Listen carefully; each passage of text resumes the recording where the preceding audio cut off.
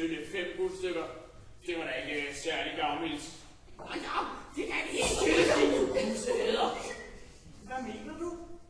Jo, 5 guldstykker kan da være meget godt, hvis man bare mangler til dagen og vejen, men hvis man virkelig vil tjene penge, så...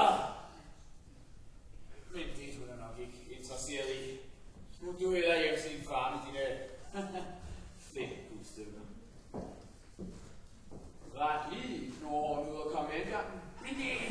Men skal vi Vent, Miss Foster. Vent, stop.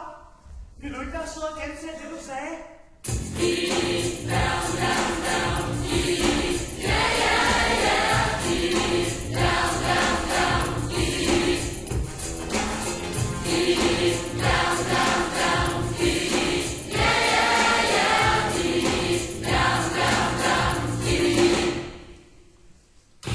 Som jeg nu fortæller, er en hemmelighed, og alt som noget, som vel nok kun de færreste ved.